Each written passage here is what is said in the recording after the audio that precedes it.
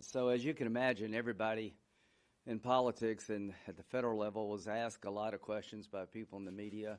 What was yesterday like? What does it all mean? Rather than doing a bunch of interviews, I thought I'd give my view of what happened yesterday and the way forward for the country, and try to get back to South Carolina and help the transition here.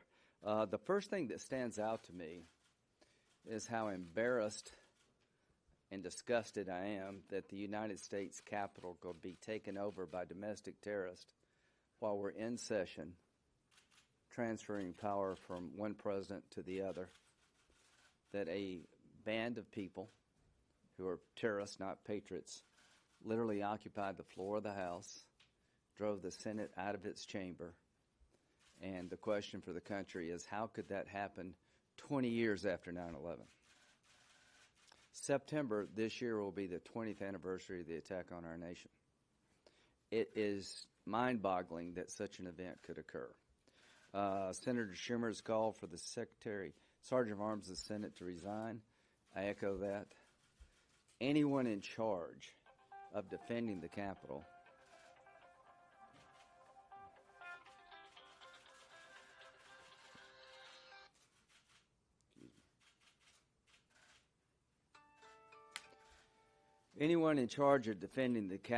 failed in their duties.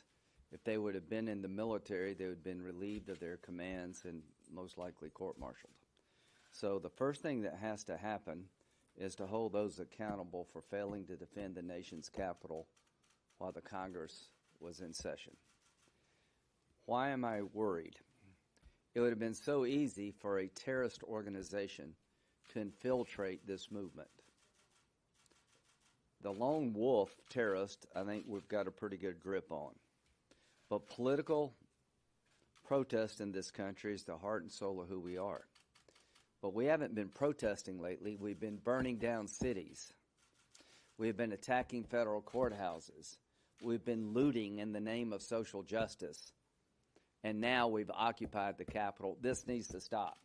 To my Democratic colleagues, I share your disgust and embarrassment and determination to make sure that what happened in our Capitol never happens again. But you need to speak up when this happens in other places. Lawlessness in one place breeds lawlessness everywhere.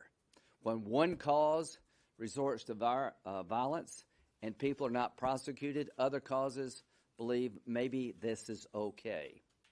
So the mistake we made is when people tried to destroy the courthouse in Portland, they weren't prosecuted to the full extent of law. When they occupied Seattle, they weren't prosecuted to the full extent of the law. When they attacked the acceptance of the nomination by President Trump here in D.C., virtually no one was prosecuted.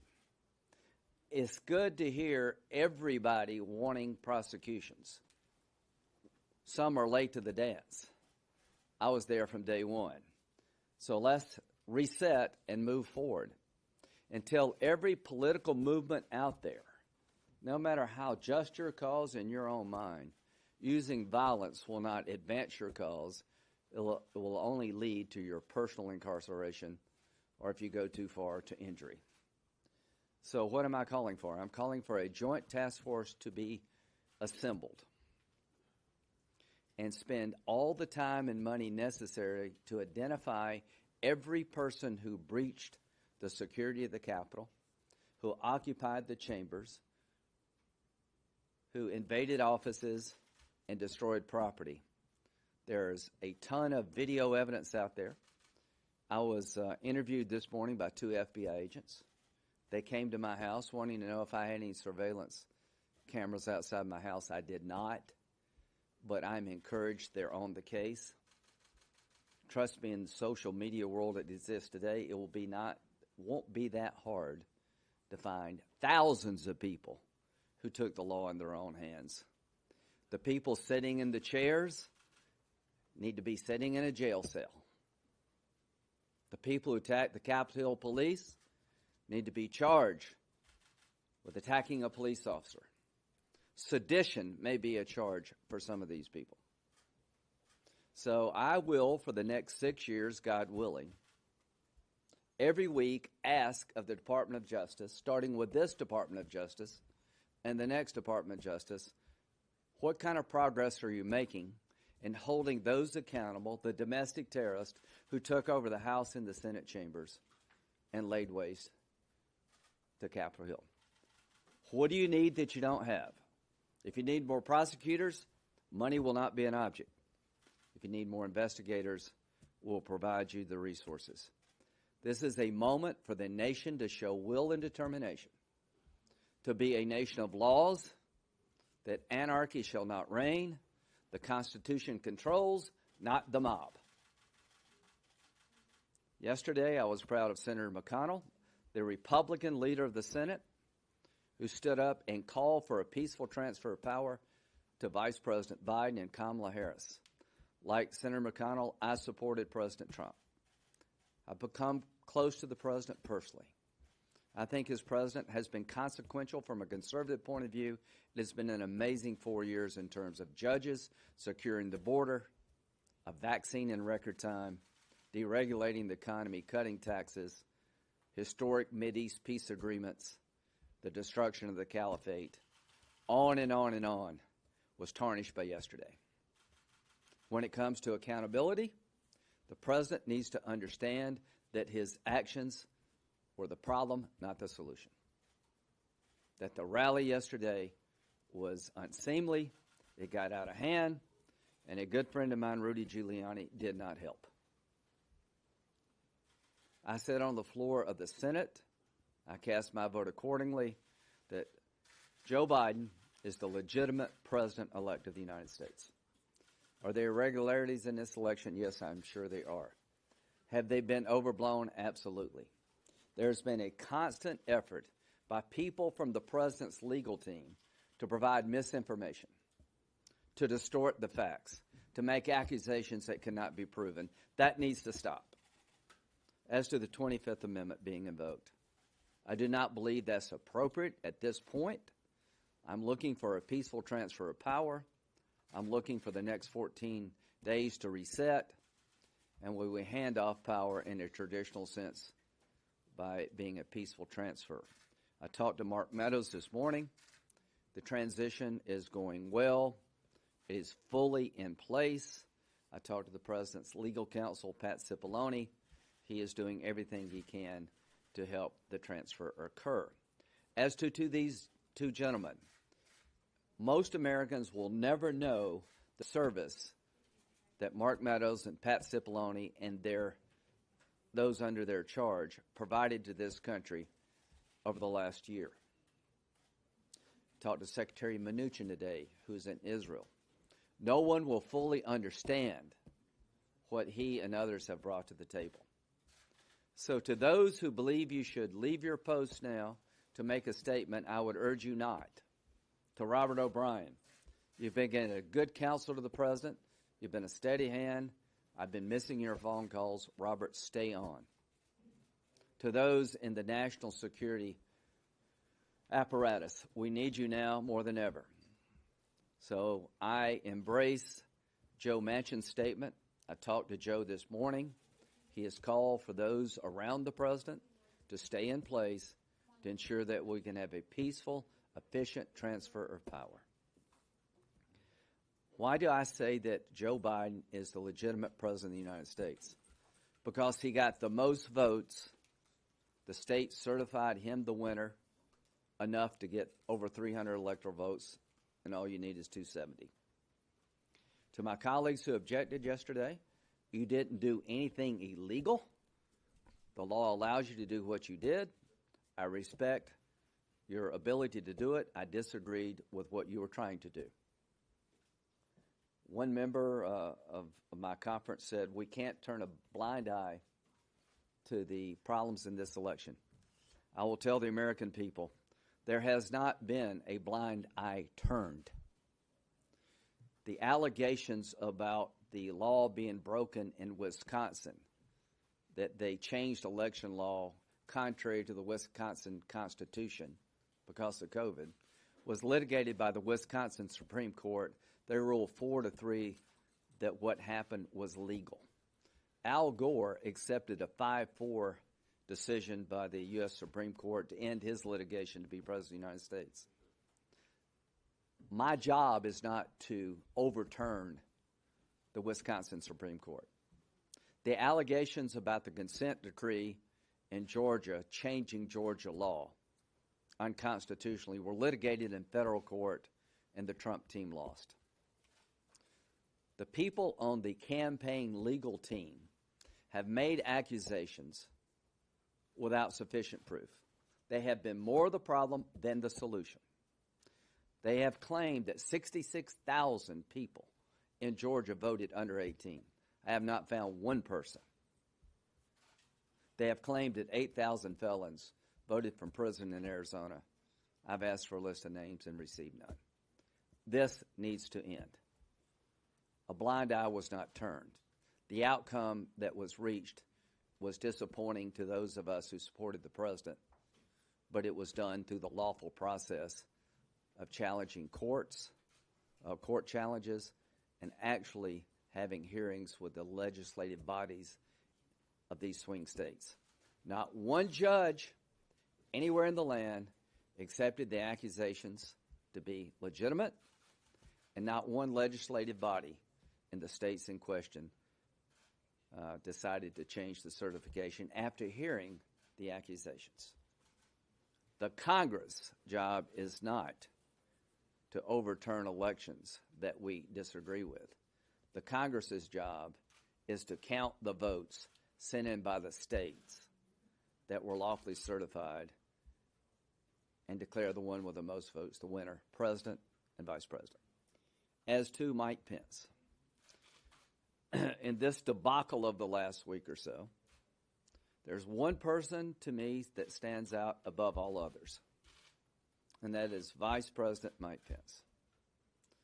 The things said about him, the things he was asked to do in the name of loyalty were over the top, unconstitutional, illegal, and would have been wrong for the country. Mike Pence faithfully fulfilled the duty assigned to any vice president to count the votes and declare the winner. To those who would wish that the Vice President of the United States could send electoral votes back to the states because they believe fraud was involved, be careful what you wish for. Do you really believe it's good in America for a single person to have that power? Do you think the 12th Amendment gives that power? Absolutely not. So what's so disappointing to me is that people who have prided themselves on being constitutional conservatives were pushing this bizarre theory. So I just want every Republican to know that in my view, limited government applies when you don't like the outcome just as much as when limited government applies and you do like the outcome. The Constitution needs to be followed as written, even though you wish you could do something the Constitution does not allow to get your way. That's the very essence of activism. To those who were pushing the idea that Vice President Pence had the power to unilaterally set aside certified electoral votes from a single state or send them back, you have cheapened the idea of constitutional conservatism. So when asked to do something against conservative values that would be harmful to the nation, Mike Pence said no. Other people chose this moment to advance their personal causes. I have found in this job over time, moments like this come back to haunt you if you're doing something you shouldn't be doing. So, January the 20th, I intend to be there. I am hoping that President Trump will allow his team to continue to work closely with the Biden transition team to transfer power peacefully. That President Trump will focus on some of the achievements he has accomplished, remind the country of the consequential presidency he has had, accept that he fell short and a new president will be coming, and to turn down the rhetoric and allow us as a nation to heal and move forward. To my Democratic colleagues, I ask the same of you. Then I'll take questions. Senator Graham, you were one of President Trump's biggest critics during the 2016 election, and he became one of his biggest supporters. Do you have any regrets in your support of him and what this has led to at this moment? No. I was a opponent of President Trump, and I got beat like a drum. I didn't scratch. I had a decision to make. I said everything I could think about regarding him as a candidate. The people of South Carolina spoke. He won my state, and he became President of the United States. So I decided then it's not about me, it's about my job as being a senator from South Carolina. People from South Carolina wanted me to work with this president, and I did. I did the same with Obama. I'll do the same with Biden. But this is a Republican president. He changed my opinion of who he was through his actions. His actions yesterday, though, and helped incite a mob riot. Just let me get there. The reason I've been close to the president is I think he's done tremendous things for this country. I think the judges he has nominated have been outstanding choices, and we saw yesterday an independent judiciary. I think people like Bill Barr were the best people in the country to be Attorney General at the time they were. I think what he did to destroy the caliphate was long overdue. It makes it safer. I think getting out of the Iran nuclear agreement has led the way to peace between the Arabs and the Israelis at a level I would have never imagined. I think he's brought order to the border. He listened to me. He asked my advice about judges. When I got upset about Syria, he listened, and he actually changed his policies. I could never get Obama to do that. Obama, I had a good relationship with him, but with Senator McCain, we begged him, do not leave Iraq. But he did. As to yesterday, it breaks my heart that my friend, a president of a consequence, would allow yesterday to happen. And it will be a major part of his presidency. It was a self-inflicted wound. It was going too far. And here's the one thing I can say. The next 2 weeks can begin to right the ship depending on how the president behaves. And over time, his presidency will be viewed in a fuller context. I have absolutely no regrets of helping this president make us safer, more prosperous. I've enjoyed my relationship with him. I say these things not because of animosity. I say these things because I have to. But Senator Graham, after being so close to this president for 4 years, do you think that you and other Republicans had more of a responsibility to speak out, both privately and publicly, when he said things that were untrue, when he ginned up his base? Do you think that would have made a difference yesterday? I think the Trump presidency has been poorly covered by people in your business. I think that from the time he took office, there's been an effort to cover his presidency in a way that I think is not helpful to the country. I have spoken up. There has been an effort to believe everything that Trump did was wrong before it's proven or not. All I can say is that I have shared my thoughts with the president. I've spoken out when I thought I should. But the one thing that I want you to know, there are plenty of Republicans believe that the Trump presidency was never legitimate in the eyes of the Democratic Party, never accepted by the people in your business, and it's been a constant drumbeat. And I think that's taken a toll on all of us. So could I have done better? Yes. The question, could you have done better? Could those of you who cover the White House done better? You need to ask yourself that. Senator Graham, can I just follow up on that? Senator Graham, do you mind if I just follow up on that really quickly? You didn't acknowledge Joe Biden as president of this United States for a month and a half. Didn't that contribute to the notion among Trump's supporters that this was stolen I think from that them? is exactly the problem. Did anybody doubt that Vice President Gore, did you ask any Democrat, why don't you acknowledge that Vice President Gore lost? You waited till the results were in of the litigation. No, it's not. No, it's a president going to court, challenging results. From the time the race was called, I was hounded. Why don't you say Biden won?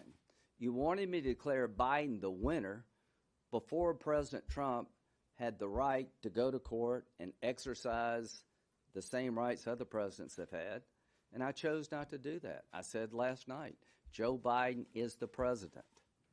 He won. The Constitution worked. Senator, you just said that Vice President Pence was asked to do things that were illegal and Yes. unconstitutional. Yes. He was asked to do those things by the president publicly. So why shouldn't the 25th Amendment be used if the president asked the vice president to do things that were illegal and unconstitutional? Yeah, I think what the president was asking of the vice president was not constitutionally allowed. He had people who said that he could do it. The fault lies, I think, with some of the legal advice around him. You've had people in his legal team make claims that are just beyond the pale. The president's frustrated. He thought he was cheated. Nobody's ever going to convince him that he wasn't. But this idea of asking the vice president to use his powers to send back electors that were certified doesn't exist in the Constitution. He's the president. Like, shouldn't the buck stop somewhere else? That's your answer on the 25th Amendment. You said it would not be appropriate to invoke that right now. Do you trust the president not to incite the kind of violence that he promoted yesterday in the next 2 weeks? I'm hoping he won't.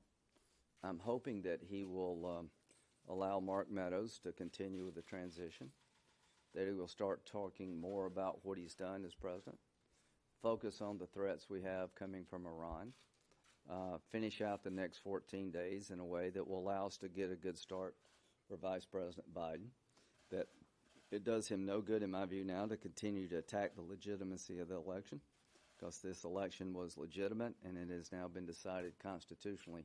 So my hope is that we can move forward in the next 14 days, but this will depend on what the president does.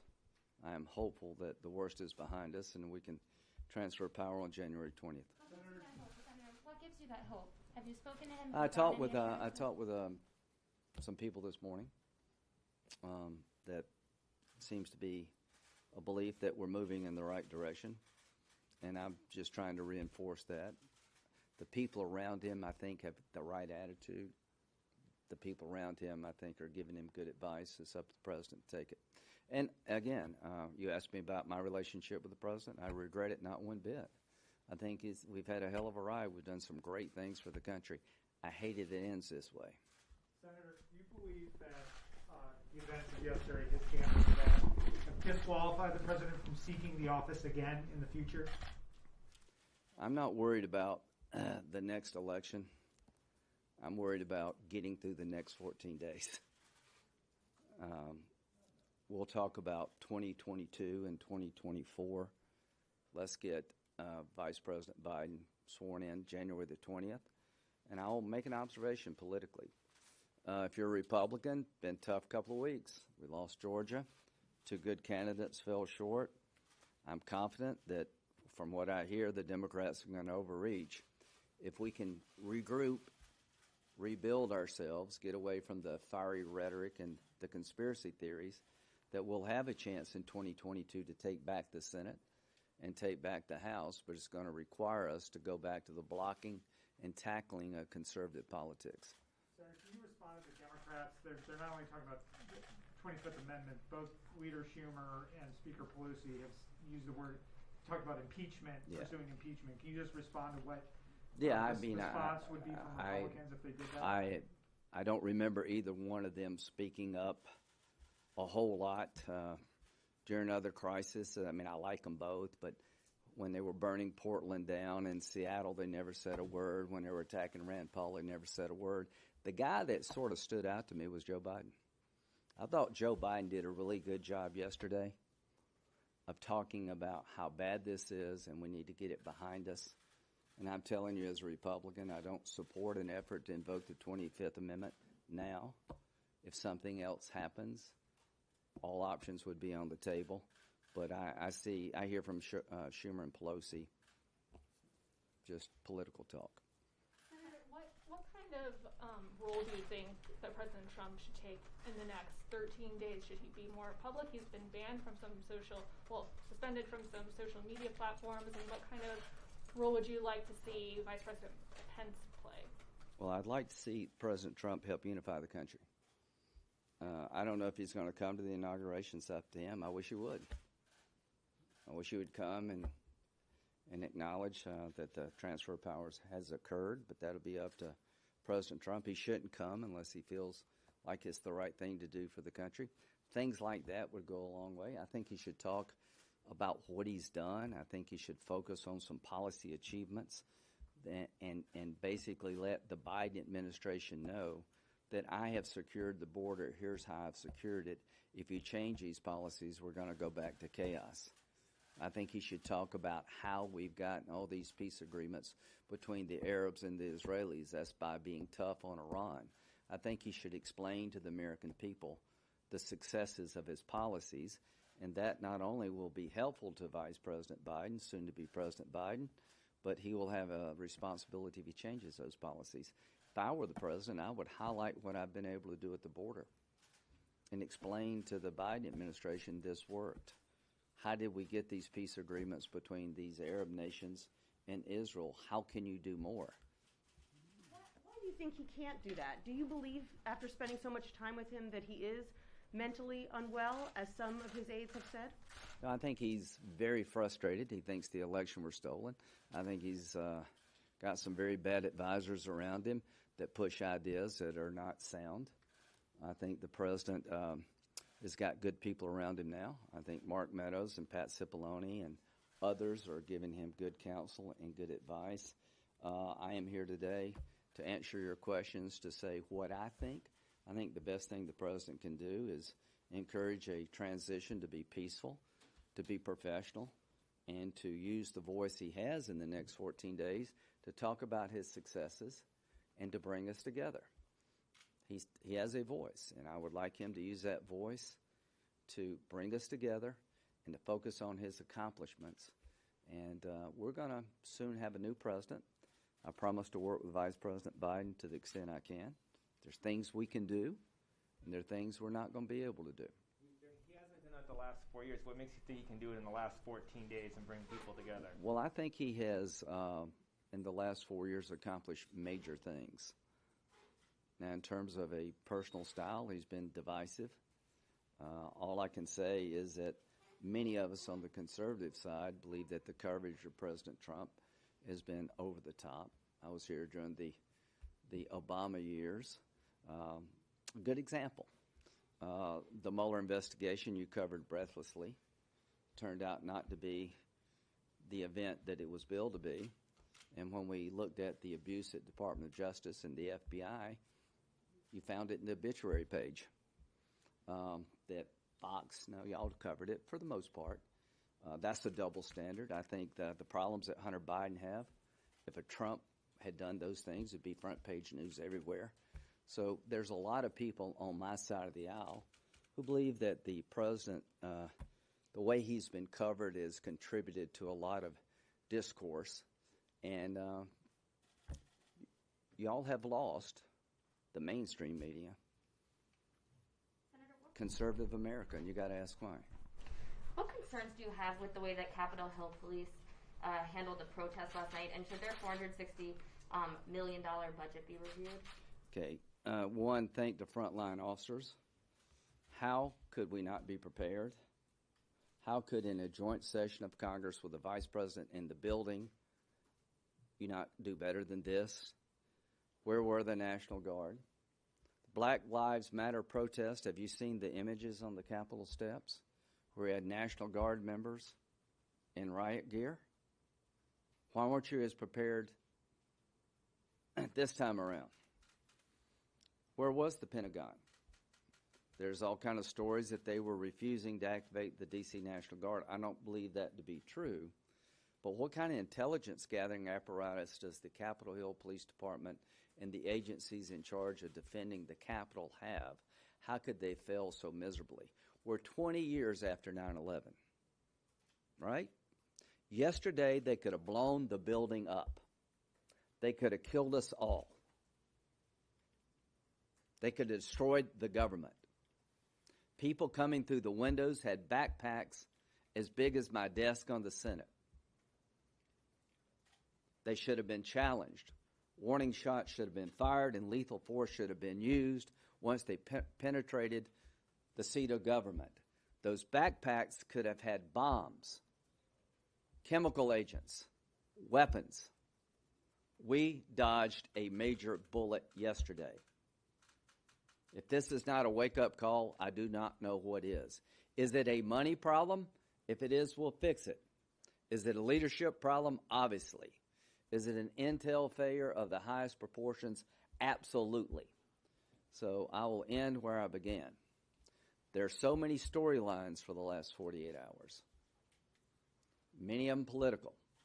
This one has brought us together. Bernie Sanders was as upset with what happened as I was. I was talking with Bernie about how could they come in and take over the Senate.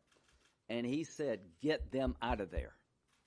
To his credit, Bernie wanted a forceful response to the domestic terrorist who occupied the House and the Senate. So let's end on this note. Yesterday, the Capitol of the United States was taken over by domestic terrorists that are not patriots. They overwhelmed the Capitol Police.